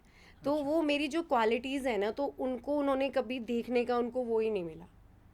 वो पहले वही नहीं देखना चाह रहे, बस वही है कि इसके तो पहले से बच्चा है, हाँ, इसकी शादी थी, क्योंकि तो आपका वो टैग आपके साथ चलता है। आप जितना भी समाज को वैसे करना चाहें, वो टैग चलेगा ही चलेगा। और मुझे उतना फ़र्क भी नहीं है। उनसे शादी हुई, हम लोग इधर द्वारका मोड़ शिफ्ट हो गए, तो ठीक है। मतलब अगर उन्हें साथ नहीं रहना था, वो मेरे लिए कभी इशू था भी नहीं। उनकी प्रायोरिटीज़ मैं भी हूँ, उनकी मदर भी हैं। तो मैंने हमेशा बोला आपको अगर उधर देखना हो तो उधर देखिए, और वहाँ मतलब यहाँ आना है तो यहाँ आइए। मतलब दोनों साइड रहते हैं, पूरी फैमिलीज़ को देखते हैं। वैसे कोई मतलब अभी कोई वैसा ट्रॉमा नहीं है लाइफ में, कोई ट्रेजेडी नहीं है। अब फिर वहाँ से मैंने कोर्स कर लिया, सैलून खोल लिया अपना, सब चीज़ हो गई हुई है। फिर मुझे लगा कि इसको थोड़ा और आगे कर लेते हैं। अभी सैलून तो हो गया है, अभी मैंने देखा ये बिज़नेस थोड़ा और कैसे बढ़ सकता है, तो मैंने उस चीज़ को बढ़ाया। फिर मतलब बुटीक, मैंने सोचा इसको बुटीक खोल लिया जाए। अब लड़कियां आती हैं, अब जो अपना काम करा रही है ब्राइडल, ऑब्वियस वो अपना ड्रेस भी रेडी कराएगी। मैंने वो सोचा क्यों नहीं सब चीज़ों को एक ही इंसान समझ ले उस एरिया में रहते हुए। तो वहाँ से मेरी सिस्टर थोड़ा सा ज़्यादा सपोर्ट करती है, हमेशा मुझे गाइड करती हैं। बहुत अच्छी गाइडेंस उन्होंने मुझे अपनी लाइफ में दी है। उन्होंने बोला टैलेंटेड रितु इंसान के पास चली जा। मैंने कहा ये कौन है? कह रही एक बार जा, देख के आ और पता करके आ। तो मैंने कहा यार मेरे को सिलाई सीख लूँगी, मैं एक काम करूँगी कारीगर बिठा लेती हूँ, तो मैं समझा दूँगी उनको क्या क्या करना है, डिज़ाइन मुझे पहले से ही समझ आता है। तो बोलेंगे पागल है क्या, पहले एक बार जा, देख और सीख। तो मुझे लगा देख लेती हूँ एक बार आके। तो मैं यहाँ आई, मैं जब तक मतलब विजिट करने आए फिर आप? विजिट करने आई भैया, यहाँ रही तो देखा कितनी लेडीज़, मतलब इतनी लेडीज़ काम कर रही हैं, सिलाई मशीन चल रही है। फिर मैंने पूछा रात को भी काम कर सकते हो? कह रहे हाँ, आप एनी टाइम जब तक आपका मन है आप तक काम करिए। तो मुझे मतलब जो मेरी ये होता है ना मुझे करना था, वो मुझे दिख गया यहाँ के कि मैं यहाँ रह के कर सकती हूँ। आप कहीं भी जाएंगे ऑफलाइन, आपको पीजी में और इतनी सिक्योरिटी, जब तक मैं आपको नहीं जानती थी और मैम को भी नहीं जानती थी कि वैसे देखने आ गए थे, बस ऐसे ही दीदी ने बोला कि अगर आपको स्टिचिंग सीखनी है, और मैं जैसे फ़ैन हो जाती हूँ काम की, किसी के भी काम की। तब तक मैं मैम को भी नहीं जानती थी, आपको भी नहीं जानती थी। तो मैं आई और मैंने देखा लड़कियाँ इतनी हैं, कुछ बात होगी तो लड़कियाँ यहाँ पे आ रही हैं, ऐसा तो नहीं है कि वैसे ही आ रही हैं। तो मैं बोली, मैंने कहा चल ठीक है स्टिचिंग सीखनी है। मैंने पे किया और मैं चली गई। 2 जुलाई में आना था, मैंने बोला दीदी मैं 1 जुलाई को आ जाऊँगी, क्योंकि 2 में तो फिर क्लास है मैम की। मैम क्लास में आए, मैम ने सबको बात करी, तो तब तक भी नहीं समझ आ रहा था कि लड़कियां पैर छू रही थी। क्यों पैर छू रही है, मतलब लाइक होता है ना कि आप जब किसी को समझते ही नहीं हो, आधा अधूरी ज्ञान था तो समझ ही नहीं आ रहा था। फिर ये हो गया धीरे धीरे, मतलब मैम समझ आना शुरू हुआ कि नहीं मैम अच्छा गाइड करती हैं, जब लेडीज़ के लिए बात करती हैं, किसी महिला उत्थान जो बोला जाता है वो मैंने यहाँ आके समझा था उस टाइम को। प्रॉब्लम्स तो मैंने फेस कर ली हैं, सॉल्यूशन भी मुझे यहाँ के समझ आया। उसके बाद एक दिन आते रविंद्र भैया एक्चुअली मेरी उसी दिन किसी से बहस हुई किसी चीज़ को लेके, तो आप आए आपने वो खोला, क्या कहते हैं, नियम रूल्स वाला। तो मुझे लगा आज ही मेरी किसी से बहस हुई है, आज ही ये बोलने आ गए हैं, तो कि ऐसे ऐसे दीदी ऐसे नाम कट दिया जाएगा। तो मैं बोली कि मैं उनको बोली, मैंने कहा ये बड़ी स्ट्रिक्ट नहीं है कि ये हैं कौन, तो बोले मैम के भाई हैं। मैं कहा अच्छा ये मैम के भाई हैं। तो मैंने कहा, फिर मैंने सारा समझा, उस दिन मैंने ज़्यादा डीप समझा, नीतू मैम कौन है, आप कौन है, कैसे आप मैनेज करते हैं, मैनेजमेंट आपके हाथ में है, ये है वो है, तो तब मैं आप लोगों को जान पाई। उसके बाद में आप एक दिन आए जिस दिन हमारा गुड़गांव में ब्रांच में जाना था, तब वो तो अलग ही किस्सा है रात का। आपसे जो मोटिवेशन नहीं आप जब जिस दिन नाम लिखाने आए थे, अच्छा नाम कि दीदी नाम लिख लीजिए, तो मैंने ना मतलब सीरियसली ये फैक्ट है, मैं मुंह पे तारीफ मुझसे होती नहीं है, मैंने मोटिवेशन चीज़ों को समझा, क्योंकि जब आप बोलते हैं ना शायद आप नहीं समझ पाते आप किसी की लाइफ में कैसे वो असर छोड़ के जा रहे हैं। जब आप बोलते हैं ना दीदी पॉजिटिव रहा, उससे पहले क्या होता था, मेरी किसी से लड़ाई हो गई या मेरी किसी से कुछ बात, मुझे गुस्सा आ जा रहा था, लेकिन जब मैंने आपसे समझा कि पॉजिटिव रहना चाहिए, positive is equal to positive होता है, वो आपको ऐसा नहीं कि निगेटिव पॉजिटिव आपका पॉजिटिव बनेगा। आप आए, आपने हर एक चीज़ों को उतना डीपली प्रेफर किया कि आप अगर बस भी ख़राब है रोड पे तो आप उसको कैसे, सब लोग ये समझते हैं कि रविंद्र भैया कहानी सुनाते हैं, कहानी नहीं सुनाते हैं, वो उस स्टोरी में क्या समझा के जाते हैं। मैं अब क्या देखते हैं, सब टैलेंटेड रितु इंसान को देखते हैं कि मैम सिखा रही हैं, वो सिखाते सिखाते स्क्रीन पे फोकस रहता है उनकी कि ये थोड़ा टेढ़ा हो गया नरेश, इसको थोड़ा ठीक करो, ब्लर दिख रहा है बच्चों को, मेरे बच्चों को ठीक नहीं दिखाई दे रहा होगा, तो मेरा वो फोकस जाता है मैनेजमेंट कैसे करते हैं। सिलाई मेरा इतना फोर्टे है भी नहीं, मेरे को तो कारीगर मैं बिठाऊंगी, ऑब्वियस मेरे को समझ आ जाना चाहिए, लेकिन मेरा ये होता है कि एक लेडी काम कर रही है, काम करते करते वो सिलाई भी सिखा रही है, वो बातें भी कर रही है, और यहाँ सिखाते सिखाते वो यहाँ सिखा रही है और वहाँ फोकस है, इतना दूर एलईडी है, उसमें भी मैम को पता है इतना दूर भी कि वो सही नहीं आ रहा है, उधर का कलर थोड़ा सा ब्लर हो रहा है। धीरे धीरे क्या होता है, हमें ना सर्कमस्टांस के हिसाब से माइंड चेंज होता रहता है, समझिए। अभी जैसे मान के चलो, अभी जब हम इस इंटरव्यू को शूट कर रहे हैं, ठीक है, अभी तो मान के चलो आपकी कहानी बहुत इंटरेस्टिंग है तो मैं बहुत ध्यान से सुन रहा हूँ, बिल्कुल समझे। नहीं तो अभी मेरा मान के चलो ह्यूमन नेचर ऐसे वर्क करता है कि जैसे अपनी लगातार 4 ब्रांच की ओपनिंग है ना, तो मेरा दिमाग वहाँ चला जाता है कि वहाँ क्या होगा। हाँ, इसलिए आप समझो एक इंसान का दिमाग रहता है सभी जगह, ठीक है, लेकिन अच्छा इंसान कौन है, जो उस समय पे उस दिमाग को पकड़ के ले आएगा वहीं पे। हाँ, समझे। और इसके लिए चाहिए आपको डेडिकेशन, फोकस चाहिए प्रॉपरली, बिल्कुल। सो दैट अभी ऐसे आपने पब्लिक डीलिंग के बारे में मैंने तुम्हें सिखाया होगा। अभी बच्चे की गलतियाँ क्या करते हैं, कई बच्चे ना फ़ोन रखते हैं साथ में, हमेशा बात करते हुए फ़ोन रखते हैं, बात करेंगे नज़रें नहीं मिलाएंगे, ऐसे करेंगे वैसे करेंगे। मैंने जैसे कल आपको समझाया बुटीक मैनेजमेंट, होपफुली आप लोग समझ भी पाए होंगे। बिल्कुल। समस्या क्या है, समस्या वो है कि जो आपको दिख रही है लेकिन आप उसको समस्या मान ही नहीं रहे, आपका दिमाग कह रहा है ऐसे ही होता है, ऐसे ही होता है। हाँ, आप समझे। जब तक मैनेजमेंट सही नहीं होगा दीदी, कोई भी सिस्टम चल ही नहीं सकता। राज्य सरकार, भारत की सरकार, पूरा वर्ल्ड, एक ऑर्गेनाइजेशन, छोटे छोटे भंडारा, एक नाई की दुकान, सिंपल से सिंपल चीज़ बिना मैनेजमेंट के नहीं चल सकते। मैनेजमेंट सबसे अहम है और सबसे ज़रूरी है मैनेजमेंट करना अपनी ज़िंदगी का। बिल्कुल। ज़िंदगी को कैसे मैनेज करेंगे आप, समझे। अभी जैसे आपने अपने हिसाब से ज़िंदगी काटी है, मैंने अपने हिसाब से काटी, और हमारा जो पास्ट होता है एक इंसान का, वो उसके फ्यूचर का निर्माण करता है, ठीक है। लेकिन उस पास्ट को हम अपने फ्यूचर में कितना आने दें, ये भी तो हमारे ऊपर डिपेंड कर रहा है ना। अभी मैं यहाँ पे बच्चों को सिर्फ यही समझा रहा हूँ, जैसे आप कह रहे थे मोटिवेशनल बात करते हो, मैंने ऐसे मैं हिसार ब्रांच पे गया, गुड़िया जब मैं गया शुरुआत में मैंने उनको 2-2.5 घंटे समझाया कि लाइफ को देखने का नज़रिया बदलें, स्टिचिंग भी आ जाएगी, फैशन डिज़ाइनिंग भी आ जाएगा, सब आ जाएगा जब आपका माइंड कहेगा कि हाँ मैं सीख सकती हूँ, सिंपल। उसके बाद जब दीदी गई वहाँ पे, रितु मैम गई वहाँ पे, तो उन्होंने कहा कि अच्छा हुआ उस दिन भैया आ गए थे, नहीं तो मैं उस दिन सुसाइड करने वाली थी। स्टूडेंट ने ऑन कैमरा कहा ये, बिल्कुल। अब क्या होता है कि कई बार ना इंसान थक हार के बैठ जाता है बिना बात की। तो हाँ। हर सिचुएशन को समझो, किसी भी चीज़ के लिए हमें सिर्फ टाइम बाई करना है।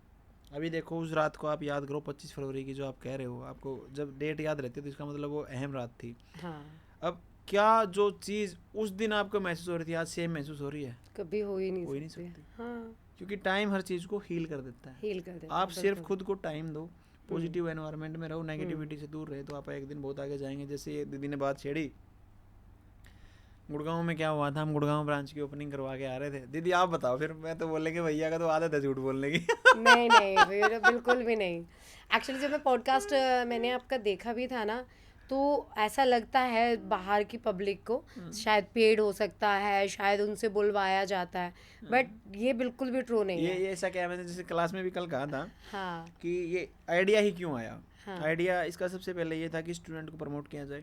हाँ। जैसे हमने देखो 30 मिनट यहाँ के बारे में तो बात नहीं की, दीदी के सलून के बारे में बात की। हम्म, और दूसरा आइडिया ये था कि एक बंदे ने मेरे को बोला कि जो आपके रिव्यू है ना ये तो फेक भी हो सकते हैं। जी। बोला जी 5 रुपये में रिव्यू हो रहे हैं, आपने करवा लिए होंगे। हाँ जी, मैं हाँ बोला जी, हम तो नहीं करवाते ऐसा एक भी हाँ रिव्यू। जी। बोला कैसे मान लें। हम्म, फिर ये कॉन्सेप्ट आया कि बच्चा शुरुआत में आप देखोगे तो 1-1 मिनट के आते थे, बच्चा खुद बोलता था। हाँ जी, फिर धीरे धीरे उसको इंटरव्यू में पॉडकास्ट में बदला गया। सो दैट आप सपोज कीजिए अब 100+ पॉडकास्ट हमारे जा चुके हैं। कौन कितना ही झूठ बोलेगा और क्यों बोलेगा, क्यों बोलेगा। क्या मिल रहा है उसको ऐसा। बिल्कुल। क्योंकि मान के चलो जब किसी से दिल जुड़ता है ना बेसिकली, अब बच्चे यहाँ से जाते हैं, कनेक्टिविटी ऐसी फील होती है बच्चों को कि वो रोते हुए जाते हैं। हाँ, मैंने आज तक रेयर ऐसा बच्चा देखा होगा जिसकी कि जो रोते हुए नहीं गया, क्योंकि उसको यहाँ पे अपना फील हुआ।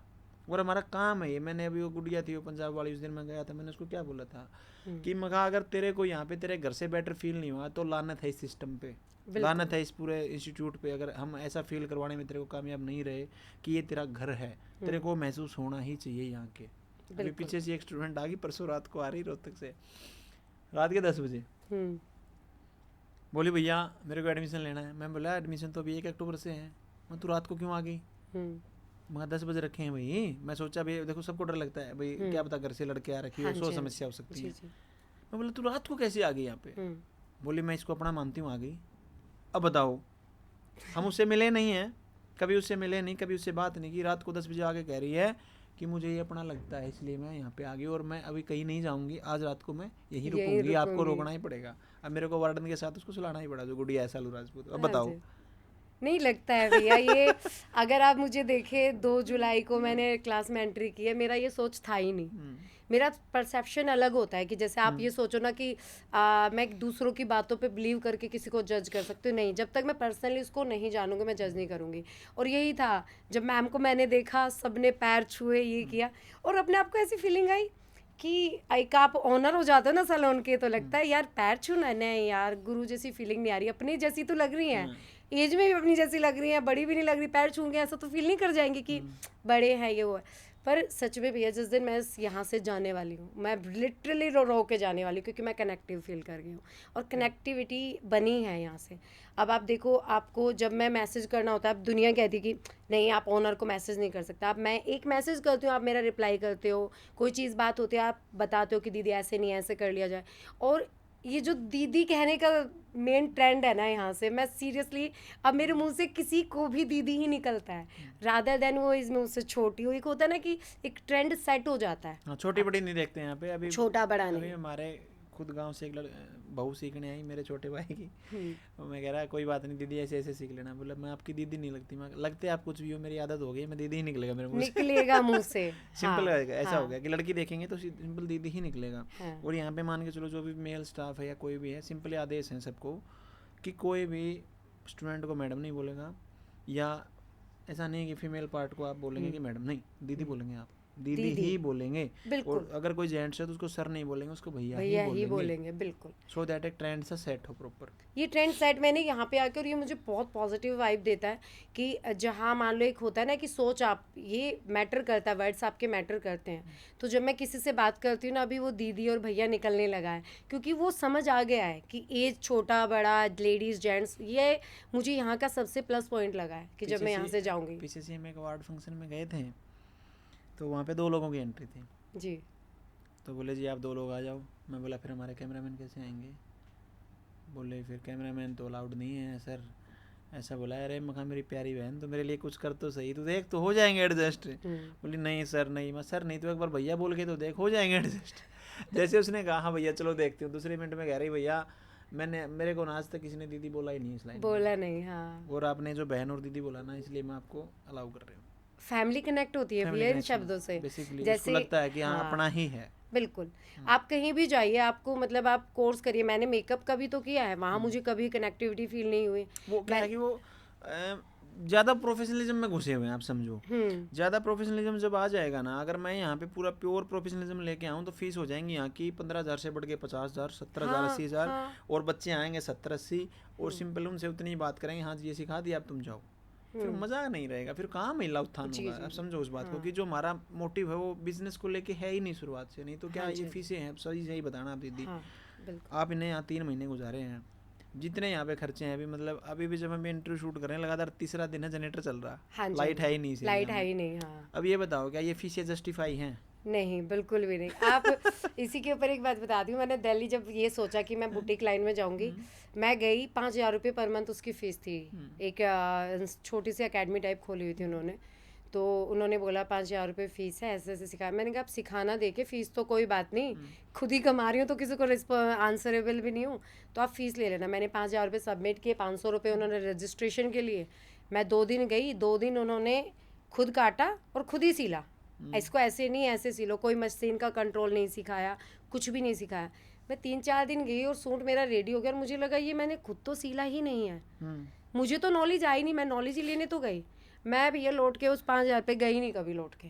मुझे लगा मैं और किराया और फूकूंगी, खराब जाएगा, वो तो 5.5 गैस हो गए। कई बार ऐसा लगता है कि किसी चीज़ को सिखाना आसान है।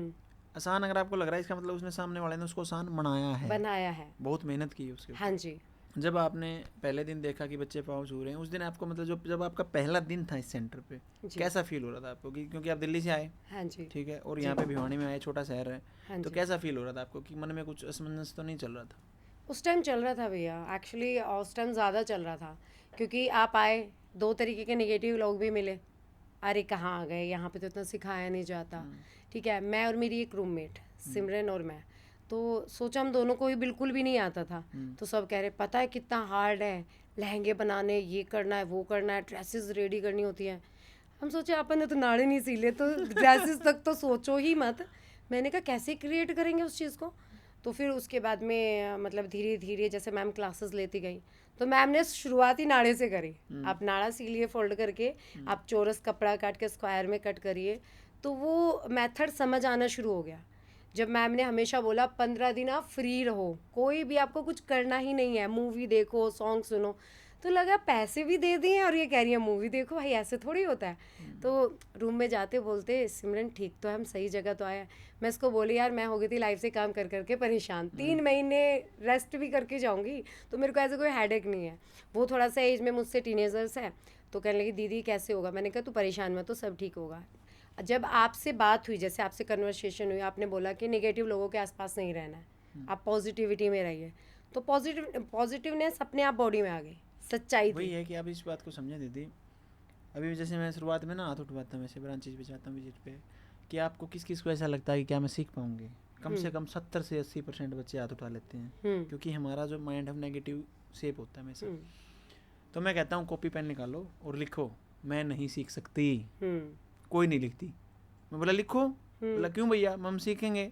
तो तुमने अभी क्यों बोला क्या मैं सीख जाऊंगी? हाँ। जब आप खुद की एबिलिटी पे सवाल उठाओगे, आपका जो माइंड है वो भी सवाल उठाएगा और आपको सीखने नहीं देगा, नेगेटिव कर देगा। वो समझ में आएगा ना, 80% भी बोलेगा, 20% नहीं आया, हाँ जी, हाँ जी, और वो नेगेटिव करता चला जाएगा आपको। इसलिए मैं कहता हूँ बार बार कि सिर्फ ज़िंदगी जीने का एक ही फ़लसफ़ा है कि आप पॉजिटिविटी में आइए। अब आप अपनी ज़िंदगी का आप पन्ने उठा के देखेंगे दीदी, तो जो ज़िंदगी आपने इतनी सहने के बाद भी आप यहाँ तक आए हो, तो उसका एक ही मूल मंत्र मिलेगा लास्ट में, पॉजिटिविटी। जैसे आप नेगेटिविटी में जाते, जो आपके अंकलों ने कहा था कि जी 5-5 हज़ार रुपये ले लो, आप वहाँ भी सोचते सही है, वहीं रह जाते आप। हाँ। और एक समय के बाद उनको कोसते रहते कि उस दिन 5 हज़ार रुपये देने ही कही थी, अब नहीं दे रहे। है ना। फिर सब लोग नेगेटिव लगना शुरू हो जाते हैं। फिर इंसान का, लड़की का क्या हो जाता है, अब जैसे डोमेस्टिक वायलेंस से कोई भी सफ़र कर रही है तो सबका, मेरा मानना ये है कि आप पढ़े लिखे हो तो अपनी एबिलिटी के हिसाब से जॉब कर लो या कुछ काम सीख लो। और सिलाई के लिए ना आपको पढ़ने की आवश्यकता है, ना आपको ये ज़रूर बहुत बड़ी डिग्री चाहिए, आपको बस अपना एक माइंडसेट चाहिए। अगर आप सिलाई को समझो लेडी के लिए वर्क, मतलब लेडी टू लेडी वर्क रहेगा आपका, मेरे पास कोई लेडी आएगी वही काम कराएगी। तो जिनको ये लगता है कि भाई हम लोग बाहर नहीं जा सकते, घर से भी ये बिजनेस शुरू हो सकता है आराम से। मतलब ऐसा समझो, अपने हरियाणा में, आप वेस्टर्न यूपी में साइड में अपने जो एरिया है बेसिकली, इसमें क्या है कि यहाँ पे तो ये बोलते हैं कि कुछ करो ना करो, लड़के को सिलाई जरूर सिखाओ, सिलाई ज़रूर सिखाओ। हाँ, अब जैसे मान के चलो जो हालात आपके साथ ससुराल में हो गया, घर वालों ने ऐसा सोचा था कभी? नहीं, क्या आपने सोचा था? लेकिन नहीं, ऐसा कभी हुआ। और ऐसे मैंने बहुत परिवार देखे हैं जिनके घर में गड़बड़ होती है। सिंपली समझो, बहुत इंटरव्यू मैंने शूट किए हैं, कई बार बच्चे कहते हैं कि भैया आप इतना बात क्यों करते हैं इस बारे में, क्योंकि मैं दीदी धीरे धीरे पहले नहीं करता था। आप समझो, जब हमने स्टार्ट किया जब मेरे को नहीं थी इतनी नॉलेज, लेकिन धीरे धीरे जब मैंने बात की और देखा कि एक्चुअल में इतनी ज़्यादा समस्याएं हैं और ये मैटर नहीं कर रहा कि लड़की गरीब घर से है कि साहूकार घर से, नहीं, कुछ ही फर्क नहीं पड़ रहा, महिला ही है। हाँ जी, और उसकी अपनी परेशानियां हैं। आप समझो, जिसके घर में 100 करोड़ रुपए हैं, अगर वो महिला भी, अगर उसको घर से बाहर नहीं जा रही, वो महिला ही बन गई है, फिर औरत है वो। जी जी। 100 करोड़ रुपए के महल में सिर्फ वो झाड़ू पोछा ही कर रही है। हाँ जी, जिंदगी आज़ाद नहीं है उसकी। सिंपल ये कहानियाँ हैं। शोल्डर आर्म होल की जो क्लास जब आपने ली थी, हाँ जी, उस दिन कैसा फील हुआ था? उस दिन सारे डाउट्स क्लियर हो गए, क्योंकि मैम बोले थे कि शोल्डर आर्म होल आपकी मेन क्लास है, मेरी तरफ से ये तुम इसके बाद जा सकते हो, बिकॉज आप बेस समझ जाओगे चीज़ों का। तो हमने समझ लिया। शोल्डर आर्म होल सबको ऐसे लगता है कि वो शायद एक टॉपिक है, छोटा सा टॉपिक है, बट वही बेस है, वहीं से कनेक्टिविटी बनती है। 3 महीने, क्योंकि हर चीज़ में खेल ही वही है। खेल वही है। अगर किसी को भी ऐसा लग रहा है कि उसको सिलाई, जैसे उसका लूजिंग आ रहा है, कुछ भी आ रहा है, अब ये समझो जिस लड़की को नाड़ा सिलना नहीं आता, वो ड्रेस पहन के बैठी है और डिज़ाइन करके ड्रेस पहन के बैठी है, तो सिखाया होगा तो पहन के तभी बैठी है, किसी और से सिलवा के नहीं आई है, खुद से सिला है। अभी 2-4 लोग ऐसे बोलते हैं अरे किसी से सिलवा लिया होगा, तो बट ये अपना ही माइंड है। मैम ने कोट कॉलर समझाया आपको। मैं आपको एक ही बात कह रहा हूँ, ये कला है, कला। हाँ जी, सबके बस की बात नहीं। हाँ जी, समझो, एक स्टूडेंट, आप समझो, मैं तो स्टूडेंटों के बीच में रह रहा हूँ शुरू से। 3 बैच पहले की एक स्टूडेंट थी हमारे राजस्थान से, और उसने एक वो अंग्रेज नहीं पहनते, लंबा सा कोट, इतना लंबा कोट सिल रखा, और वो जा रही थी, उसका भाई उसको लेने आया, तो उसको इतनी फिनिशिंग से और इतना ज़बरदस्त उसने सिल रखा, ऊपर डाल ली टोपी। मैं बोला, रे मेरी बहन है, कम से कम 3 महीने सीख के क्यों हमारा नाम ख़राब कर रही है, तू रेडीमेड पहन के जा रही है घर पे। बोली भैया रेडीमेड नहीं है ये मैंने खुद सिला, ये मैंने खुद सिला है। मैं बोला हो ही नहीं सकता। उसने उसको निकाल के दिखाया, बोला इस पे टैग दिखाओ मेरे को आप। मैंने सिला ये। अब आप इस चीज़ को समझो, जो लोग ये कह रहे हैं कि रेडीमेड ले आई होगी, किसी सिलवा लिया होगा, इसका मतलब आप परफेक्शन की तरफ हैं। हाँ, जब वही प्राउड था। हाँ, वही कह रहा हूँ मैं, जब दिखना बंद हो जाए ना कि भैया क्या पहन रखा क्या नहीं, और भाई कहीं बाहर से लेके आएंगे, तो इसका मतलब आप सही राह पे चल रहे हैं। और दीदी कुछ नया करेंगे अब की बार, क्या बोलते हैं उसको, फेयरवेल पे भी कुछ ड्रेस कुछ अच्छा बनाना ही कह रहे थे आप, कुछ हुआ? बहुत बेहतरीन भैया। अभी आप मेरा 27 में और 29 में आप देखेंगे, वहाँ मेरा सबका मन है कि वो क्या करना चाहते, मेरा आइडिया। हाँ जी, 29 में ग्रेजुएशन डे है हमारा, 27 को अवार्ड सेरेमनी है हमारी, कि जो हमने आपके साथ 3 महीने गुजार के हम जब जाएंगे, और जो फाइनल मतलब फीलिंग आएगी ना छोड़ के जाने की, वो वाली फीलिंग होगी।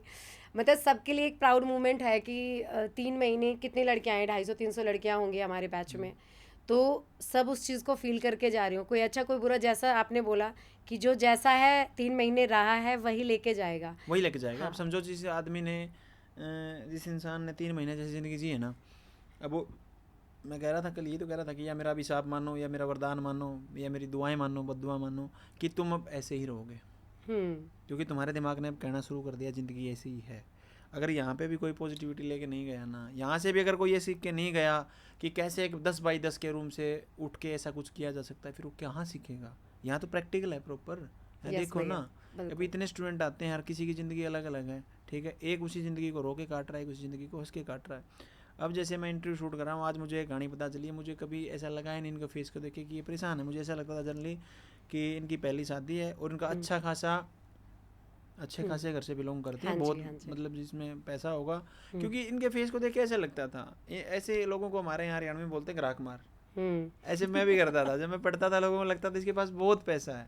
और मेरे से पैसे उधारे मांगते, तो मैं बोला भाई मेरा ही खर्चा नहीं चल रहा। तो कई लोगों का फेस कट ऐसा होता है और वो ऐसे रहते हैं बेसिकली अच्छा। कि सामने वाला उसको देख के जज नहीं कर सकता, हाँ जी, और ऐसा इंसान को होना चाहिए। मैं भी ये बताने वाली भी नहीं थी स्टोरी। आपने कल बोला ना कि एक्चुअली अगर मेरी स्टोरी से 2 लेडीज भी इंस्पायर्ड होके, प्रभावित होके यहाँ आ रही हैं, तो वो मेरी जीत है, मतलब मेरा आप अर्निंग इस यही बात को रहेगा। समझो, सपोज कीजिए दीदी, अभी मान के चलो हम हैं, हम कभी, मैं आप कभी भी मेरे को बोलते हुए देखना, कहेंगे भैया सेम कहानी आप रिपीट करते हैं, बार बार सेम कहानी सुनाते हो। सेम कहानी इसलिए है क्योंकि वो कहानी है ही नहीं, मेरा कहानी जीवन मेरा है। जीवन है, झूठ को obvious। तो याद रखना पड़ेगा, सच को हाँ, याद थोड़ी सच को रखना याद ही पड़ेगा। नहीं रखना। अब मैं कहता हूँ कि एक दिन एक लड़का कह रहा, हम अभी जैसे राखी का जो हमने त्यौहार मनाया था, तो उस पर लगभग हमारा 2 लाख रुपये खर्च आया था। 100 रुपये के जो लिफाफे दिए गए सभी बच्चों को। कह रहा 100 रुपये का कम नहीं है। मैं बोला ये 100 रुपये इतने हैं, आज भी किसी के घर में मान के चलो जिसके घर में आटा नहीं है ना, उससे जाके पूछ कि 100 रुपये की क्या कीमत है, और उनसे पूछिए जो उसकी वैल्यू 100 रुपए के लिए हाँ। नहीं, अब एज हमने ए तो वो गिफ्ट दिन समझ रहे हैं। हम तो वो देखे ना दीदी, 100 रुपये जब हमारे घर में दामाद आया बेसिकली, और हमने वो दिन देखा कि 100 रुपये मांग के लाने पड़ेंगे, अब किसी से नहीं है घर पे, तो बिल्कुल। हम तो आज भी 100 रुपये की वैल्यू करते हैं। हाँ जी, ठीक है, खर्चा करते हैं अपनी जगह, लेकिन वैल्यू तो करनी पड़ेगी ना पैसे की। यस। ठीक है, तो किस दिन फिर आपको मैडम से अटैचमेंट फील हुई वो बताएं आप, जब शुरुआत में नहीं हुई, कितने दिनों के बाद? लगभग 1.5-2 महीने। मैम ने एक बार जैसे लेडीज़ के लिए ही लेके बताया कि भाई आप ये मत समझिए, मुझे भी आने दिया गया था। हम लोग भी यहाँ पे, जब मैं आज यहाँ खड़ी हूँ अपनी फैमिली के सपोर्ट से, चीज़ों से मैम ने बात बतानी शुरू करी, तो उस दिन लगा कि ऐसा नहीं है, मतलब एक जो मैम का बिहेवियर है थोड़ा सॉफ्ट है बच्चों को लेके। वो अपने स्टाफ को भी डांट देती है जब उनके बच्चों की बात आती है। तो कोई चीज़ होगी तो किसी ने, बच्चे ने बोला कि मैम आपको इतने अवार्ड मिल रहे हैं, लड्डू खिला दो, तो मैम का एक जो कनेक्टिविटी बच्चों से बनती चलेगी ना, मैं आगे बैठती हूँ, तो मुझे लगा ये लेडी जैसे, मतलब एक होता है ना सेलिब्रिटी तभी रहता है ना, लेकिन जब आपके बाय फेस हो ना, तो आपको वो समझ आना शुरू होता है। आप अब समझ आना शुरू हुए, रितु मैम समझ आना शुरू हुई, रीनू मैम, नीतू मैम जो दूसरे हैं, तो मुझे समझ आना शुरू हुआ कि मतलब एक फैमिली है, वो लगा ही नहीं। आप लोग फिर टीचर नहीं लग रहे थे, ऐसा लग रहा था कि मेरे गाइड हैं, मुझे गाइड कर रहे हैं। फिर उस दिन मतलब पहली बार जब मैम ने अपने बारे में स्टोरी समझाई हम लोगों को और बताया कि नहीं आप लेडी हैं तो उसका मतलब ये नहीं कि आप दबने के लिए आए हैं, आप अपने लिए कुछ करिए। जैसे आप बात समझाते हैं कि औरत को बता दिया गया है कोई हीरो बन के आएगा, तो हीरो आप खुद हैं। ये तो मैं तो पहले से ही समझती हूँ, बट कुछ लोग ऐसे समझते हैं ना कि शायद हमें किसी हीरो की नीड है। हीरो की नीड नहीं होती, एक फैमिली की नीड सबको रहेगी लाइफ में। आप फैमिली के बिना आगे नहीं बढ़ेंगे, but hero, you are the hero of your life, आपको किसी चीज़ की नीड नहीं है। फिर मैम से मुझे कनेक्टिव फील हुआ कि जैसे कि, और मैंने फर्स्ट टाइम मैम का पैर छुआ, और मुझे उस टाइम फील आया कि जब वो बच्चे छू रहे हैं ना, तो वो क्या समझ के छू रहे हो, क्या समझे बिल्कुल। हाँ, वो रो रहे हैं तो क्यों रो रहे हैं वो बच्चे, मैम क्योंकि के फील लिए होता है कि ज़िंदगी चेंज होती है। चेंज आप समझें, कोई समझा ही नहीं पा रहा, खासकर महिलाओं को। मैंने ऐसे देखा गांव की सरपंच भी जो मणि खड़ी हैं, उनको भी समझने नहीं दिया जा रहा है, समझ नहीं पा रही, एक सर्कल में उलझ के खड़े हुए हैं बेसिकली। हाँ जी, निकलने नहीं दिया जा रहा, समाज निकलने ही नहीं दे रहा, हाँ जी, और कह रहा यही बेस्ट है, और उनका दिमाग भी मानने लग गया यही बेस्ट है। यही बेस्ट है। पूछने की बात तो है नहीं। आप मुझे बताएं, रितु मैम के साथ आपकी बॉन्डिंग कैसी रही यहाँ पे? बहुत अच्छी भैया, मतलब अगर कहीं कमी लगती है, अगर आप क्यों मेरी ड्रेस देख पा रहे होंगे, मैं बैठी हूँ, तो मैंने मैम से पहले सजेशन लिया कि जैसे सबका दिमाग अपने अपने तरीके से काम कर रहा था, सब लोग स्कर्ट बनाना है, ये बनाना है, मैं मैम से पर्सनली कंफर्म करने गई कि मैम मुझे कुछ हटके करना है, तो क्या कर लेना चाहिए। तो सी सेड कि ठीक है, आपको मतलब अगर सब इंडियन कर, वेस्टर्न कर सकते हैं, और वेस्टर्न को भी मैम ने कोट कॉलर सिखाया आपको, ठीक है, इसी को मैंने थोड़ा सा ब्रॉड किया, थोड़े से शोल्डर पे करके मैंने उसको पिंटरेस्ट पे, मैम ने बोला कि आप पिंटरेस्ट भी चेक करिए। तो एक जो गाइडेंस मुझे मिली ना आने के बाद में, कि मुझे जो मेरा एक तो माइंड मेरा है, एक मैम की सपोर्ट से मैं उस चीज़ को समझ पाई, और ये ड्रेस मैं सपोर्ट से ही, मैम के सपोर्ट से ही पहन पा रही हूँ। मुझे तो जिस लड़की को, अगर आप घर बैठे हैं जिसको कुछ भी नहीं पता, कभी सूट की बात होती थी ना, तो हमेशा मैंने टेलर को बोला जो आपको समझ आए वो कर देना, बस मेरा ये परसेप्शन है, मुझे ऐसी ऐसी ड्रेस चाहिए बस। ओके। और जो स्टाफ था यहाँ पे, जो डाउट सॉल्विंग करवाते हैं बेसिकली, उनके साथ कैसी बॉन्डिंग रही आपकी? हमेशा अच्छी रही भैया, हमेशा सबने बस समझाया बताया। नीलम मैम है, उन्होंने हमेशा गाइड किया कि कोई चीज़ अगर सुई भी फंस गई ना, अब आपको एक तो गाइडेंस मिलेगी जो मैम समझाएं वो वाली, एक उन्होंने ये बताया कि आपके घर पे ऐसी मशीन होगी जो आप यहाँ पे यूज़ कर रहे हैं, इसको अगर छोटी मोटी खराबी आ जाती है, धागा फंस गया तो कैसे निकालना है, क्योंकि जैक या जुक की मशीन का एक वो कारीगर आएगा तो 250-300 रुपये सिर्फ विजिट के लेगा, आपका वो चार्ज अलग होगा। तो वो भी समझाया गया कि कैसे धागा निकालना है, क्या चीज़ें करनी है। तो हर एक मतलब एक ये नहीं कि सिर्फ सिलाई सिखाई जा रही है, आपको सिलाई सिखाई जा रही है, मैनेजमेंट सिखाया जा रहा है, डिज़ाइन सिखाया जा रहा है, और आपको मतलब जो छोटा मोटा कारीगर काम आके करेगा वो भी समझाया जा रहा है, समझाया जाता है, बजट कैसे बचाया करना जा रहा है है। आपका। हाँ जी, क्योंकि पैसा जब हम इतना बचाएंगे ना उतना ही काम आएगा हमारा। हाँ जी भैया। ओके, तो इन 3 महीनों के दौरान ऐसी ऐसी ड्रेसें आपने बनाई हैं तो खर्चा भी बहुत हो गया होगा आपका। खर्चा भैया होगा, वो तो वैसा भी होता है खर्चा। तो आप समझिए, अगर आप इसको ड्रेस को देखेंगे इसमें ज़्यादा खर्चा नहीं है। 100 रुपये मीटर का कपड़ा मैंने लिया है, फिर मैंने डिज़ाइन किया है, सिर्फ ये मैंने ख़रीदा है, ये थोड़ा एक्सपेंसिव है, 750 रुपये मीटर है। 1 मीटर में मेरा बाजू बन गया है। बचे हुए पैच को मैंने यहाँ यूज़ कर लिया। ठीक है। अब बचा हुआ पैच क्या किया मैंने, सोल्डिंग आयरन से उसको, ये वाला पैच आप देखेंगे ये मोटा है तो उसको मैंने पतला पतला फाइन एरिया में काटा, यहाँ सुई धागे से अटैच कर दिया। सबको लगा ये कढ़ाई है।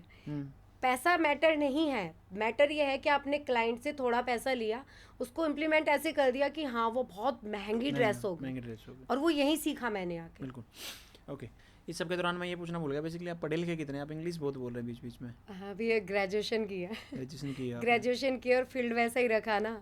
वो कहते हैं ना, आप जहाँ संगत में जिसमें रहोगे तो वो सीख लिया, फिर बात करते करते way of talking, way of working, ये सब मैंने फील्ड में सीखा। जी। ओके, यहाँ से जाने के बाद आपका क्या फ्यूचर को लेकर क्या प्लान है कि इस लाइन में आप क्या करेंगे, क्योंकि सलून तो आपका पहले से बहुत अच्छा चल रहा है। मेरा सैलून काफ़ी अच्छा चल रहा है, तो मैं ये चाहती हूँ सैलून एंड बुटीक में खोलूँ। और बुटीक भी लाइक ऐसे नहीं कि बुटीक गए और 2 मशीनें रखी और बुटीक खोल लिया। मेरा मन ये है कि मैं इस लाइन को ऐसे इम्प्लीमेंट करूँ कि कोई लड़की मेरे पास आई है जिसका कम बजट है, तो मुझे उसे कम बजट में कैसे एक अच्छी ड्रेस रेडी करके देनी है। प्रॉपर्ली आप उसको डिजाइन करके बताएंगे? डिजाइन करके बताऊंगी। सूट सलवार नहीं सिलेंगे आप कुछ ऐसा? सूट सलवार भैया ठीक है, मैं वो टेलर बिठाऊंगी, वो भी मैं करूंगी, वो साइड बाय साइड चलेगा। मेरा जो मेन मोटिव है वो मेरा ड्रेस डिज़ाइन करने का है कि मैं अगर एक कॉपी पेंसिल भी लेके बैठूँ, मेरा बजट ठीक है कि मैं आईपैड लेके अपना उस पर दिखा सकती हूँ, लेकिन अगर आपका बजट भी कम है, आप कॉपी पेंसिल लेके बैठिए, इलस्ट्रेशन बनता है, मैम आपको समझाएंगी वहाँ पे आके, वो इलस्ट्रेशन बनता है, आप बना के दिखा सकते हैं कि अगर आपका ड्रीम ये है तो उस ड्रीम को कैसे इस पे पेज पे उतारना है, पेपर पे उतारना है, वो मैं समझाऊंगी। और मैं यही कम से कम और ज़्यादा से ज़्यादा बजट में करके ट्राई करूंगी इसको बनाने की। ओके, सोशल मीडिया यूज़ करते हैं दीदी आप कि नहीं करते? नहीं, अभी तक नहीं किया, लेकिन यहाँ से जाने के बाद जो मैम को देखा है या उनसे बच्चे कैसे प्रभावित हो रहे हैं, मैं यहाँ तक कैसे आ गई, सोशल मीडिया से ही तो आई। मेरी सिस्टर ने देखा रितु मैम को, अब इतना जो एरिया, अगर मैं एक फ़ोटो लगा दूँ ना, रितु मैम को सब जानते हैं कि तू वहाँ कैसे पहुँच गई, तू टैलेंटेड रितु इंसान से सीख रही है। मैं कहा हाँ, मैं कहा आप जानते हो, कह रहे इनको कौन नहीं जानता है। समझ, नॉर्थ इंडिया में तो लगभग हर लेडी जानती है। जैसे मैं फ़ैन हूँ सपना चौधरी की, मेरे को हरियाणा पसंद है उसके नाम से, आज आज मुझे यह का भी माय ऑनर, और ऐसे मैं हरियाणा को जान पाऊंगी टैलेंटेड रितु इंसान के नाम से। और ये चौधरी बहुत फेमस पर्सनैलिटी हैं। हाँ जी। और यहाँ पे जो लोकल लोग हैं जो अपने हरियाणा के, वो शायद उनको ना मानते हो, लेकिन मैं जब फौज में था तो उनका एक फ़ैन था, डाई हार्ड फ़ैन था। जब एक बार उनकी जो तबीयत ख़राब हो गई थी बीच में, हाँ जी, तो उस दौरान तक, जब तक ये उस फील्ड से कन्फर्मेशन नहीं आया था कि उनकी तबीयत सही है, तब तक उस लड़के ने खाना नहीं खाया था। इतना तगड़ा फ़ैन था वो। अच्छा। 3 दिन तक खाना नहीं खाया ट्रेनिंग में उसने, बताओ आप। तो अंत में दीदी आप महिलाओं के नाम अगर कुछ संदेश देना चाहें तो? ये भैया, अगर आप किसी भी प्रॉब्लम को, चाहे वो डोमेस्टिक वायलेंस हो, चाहे किसी की सोच का शिकार हो आप कि आप लेडी हो, कुछ नहीं कर सकते, हम हैं तो सही करके ले आएंगे, लेकिन आपको अपने अंदर वो लगेगा कि आपको कमाना चाहिए, ठीक है, आप अपने पैरों पे डिपेंड रहिए, मतलब अपने खुद पे डिपेंड रहिए, अपने लाइफ का हीरो भी खुद बनिए, आप ही हैं वैसे तो, और आप ही बनिए। और आपको लगता है कि मान लो आपको कोई भी स्किल्स, आपको लग रहा है सैलून, बुटीक, जो आपका स्किल्स है आपके अंदर, उसको बाहर लेके आएँ और पॉजिटिव रहें। आप ये मत सोचें रोने धोने से तो कुछ ठीक होने वाला नहीं है। जब रोना है तो मेरे हिसाब से भगवान से कनेक्टिव करके रोइए, रोना भी है तो। इंसान के सामने रो के कोई बेनिफिट नहीं है, ना रो के कोई जीवन चलेगा। पॉजिटिव रहिए और अपनी चीज़ों को पॉजिटिव ही रखिएगा। बिल्कुल, यही हमारा लक्ष्य है और यही मकसद के साथ हम लगे हुए हैं। जब ये बच्चे पहले दिन आते हैं तो मैं पूछता हूँ कि क्या सीखना है, तो कहते हैं जी सिलाई, फिर मैं कहता सिलाई, फिर कहते हैं जी फैशन डिज़ाइनिंग। बेसिकली हम ये कहते हैं कि तुम बिल्कुल गलत जगह आ गए हो, हम यहाँ फैशन डिजाइनिंग और सिलाई नहीं, जीवन जीने का तरीका सिखाएंगे और हाँ जी। होपफुली हम उसमें कामयाब भी रहते हैं कहीं ना कहीं फॉर 3 श्योर। महीने में जी कि आप पॉजिटिविटी सीख के जाएं। जी। ओके, तो इन्हीं बातों के साथ इस इंटरव्यू को हम समाप्ति की ओर लेके जाते हैं और मिलते हैं आपसे नेक्स्ट इंटरव्यू में। तब तक के लिए देखते रहिए टैलेंटेड रितु इंसान। और दीदी जो हमारी बहन है पूजा, दुआ करेंगे अपने जीवन में जो ट्रॉमा पहले सहा वो सहा, वैसे तो अभी ये सहेंगे भी नहीं, लेकिन हम भी दुआ करेंगे कि इनके ऐसी कोई सिचुएशन ना आए और ये अपने जीवन में बहुत ज़्यादा आगे बढ़ें और जैसे ये कामयाब है अपने सलून लाइन में वैसे ही बुटीक लाइन में भी आगे जाएँ। हाँ जी। Okay, thank you. Thank you.